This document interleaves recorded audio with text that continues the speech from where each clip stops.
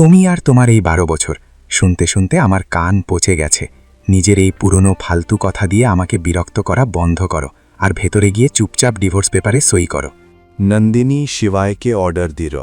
ভেতরে গিয়ে নন্দিনী এত দ্রুত সই করল যেন সে বছরের পর বছর ধরে এই দিনটার জন্যই অপেক্ষা করছিল।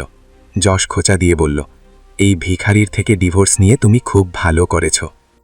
রেখাও মুখ বাঁকিয়ে বলল, আমাদের দয়ায় খেয়ে পড়ে বেঁচে থাকা লোকটা, এবার তোর কি হবে? যশ হাসলেও শিবাই কিন্তু রাগ করল না, বরং তার মুখে ছিল এক শান্ত হাসি। শিবায় সই করা মাত্রই বাজাজ পরিবার আর যশ সেখান থেকে চলে গেল। তারা আর এক মুহূর্তের জন্য শিবায়ের মুখ দেখতে চাইছিল না। শিবাই যখন কোর্টের সিঁড়ি দিয়ে নিচে নামছে, ঠিক তখনই কোর্টের বাইরে 20টি বিলাসবহুল গাড়ি এসে থামল। সব গাড়ির দরজা একসাথে খুলল এবং দেখতে দেখতে দেহরক্ষীদের এক বিশাল বাহিনী সেখানে জমা হল। এই সময় একটি কালো গাড়ির দরজা খুলল, যেখান থেকে 70 বছর বয়সী এক বৃদ্ধ মাথায় রাজকীয় পাগড়ি বেঁধে বাইরে বেরোলেন। শিবাইকে সামনে দেখে তিনি খুশিতে আত্মহারা হয়ে পড়লেন এবং দৌড়ে গিয়ে শিবাইকে জড়িয়ে ধরলেন। রাজপ্রাসাদ তোমার অপেক্ষায় আছে। একজন রাজা ছাড়া প্রাসাদ অসম্পূর্ণ। আমার এই বৃদ্ধ কাঁধ এখন আর দায়িত্বের বোঝা বইতে পারবে না। শিবাই রাজগুরুকে দেখে খুব খুশি হল এবং তার পা ছুঁয়ে প্রণাম করল। রাজগুরু শিবাইকে গাড়িতে বসালেন এবং প্রাসাদের দিকে রওনা দিলেন। কনভয় এগোতেই একটি গাড়ি যা আগে থেকেই কোর্টে মজুদ ছিল তাদের পিছু নিতে শুরু করল। শিবাই মনে একরাশ রহস্য নিয়ে তার পুরনো পৃথিবীতে ফিরে যাচ্ছিল। তার কনভয় ইন্দোর শহর ছাড়িয়ে অনেক দূর এগিয়ে গিয়েছিল। ঠিক তখনই ফোন বেজে উঠল। কলটি ছিল ইন্ডাস গ্রুপের দীনেশ সিংয়ের। ফোনে কথা যত এগোতে লাগল, শিবায়ের মুখের অভিব্যক্তিও পাল্টাতে শুরু করল। আমাকে দ্রুত ইন্ডাস টাওয়ারে নিয়ে চলো, জলদি। ফোন কেটেই শিবায় ড্রাইভারকে বলল। এ কথা শুনে রাজগুরুও চিন্তিত হয়ে পড়লেন। কি হলো? তুমি তো আমাদের সাথে গোয়ালিয়র আসছিলে। আমার সেখানে যাওয়া খুব জরুরি।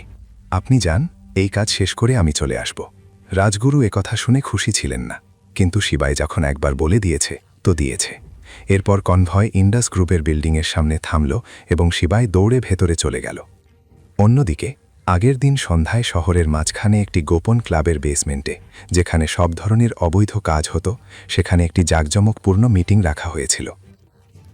সেই ঘরে বিলিয়নেয়ার, মিলিয়নেয়ার, খুনি, শার্পশুটার এবং আন্ডারওয়ার্ল্ডের নতুন যোগ দেওয়া লোকে ভর্তি ছিল।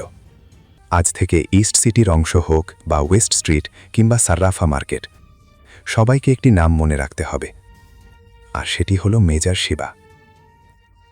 এখন যখন মেজর ফিরে আসছেন, তখন আমাদের সমস্ত ভেদাভেদ ভুলে তাকে স্বাগত জানাতে হবে। আমাদের ভুলে গেলে চলবে না যে তিনি আমাদের জন্য কি করেছিলেন। এই ঘোষণাটি করেছিলেন একজন প্রৌঢ় ব্যক্তি, যিনি তাদের সবার প্রধান বা সুপ্রিম ছিলেন। একটি বড় ঘরের ঠিক মাঝখানে বিশাল কনফারেন্স টেবিল রাখা ছিল। ঘরের শেষ প্রান্তে একটি বার ছিল, যেখানে সাদা গোফওয়ালা একজন লোক বসেছিল। সমস্ত ভাড়াটে খুনিরা কনফারেন্স টেবিলটিকে ঘিরেছিল এবং তাদের সবার শরীরে ট্যাটু ও আঘাতের চিহ্ন ছিল। মিটিং পুরো দমে চলছিল। টেবিল চাপড়ে সবাই এই কথাকে সমর্থন করল। পেছনে দাঁড়িয়ে থাকা দুই নতুন খুনি ডাগা এবং তেজা কিছুটা বিভ্রান্ত ছিল। ইনি কে, যার সম্পর্কে এত কথা হচ্ছে?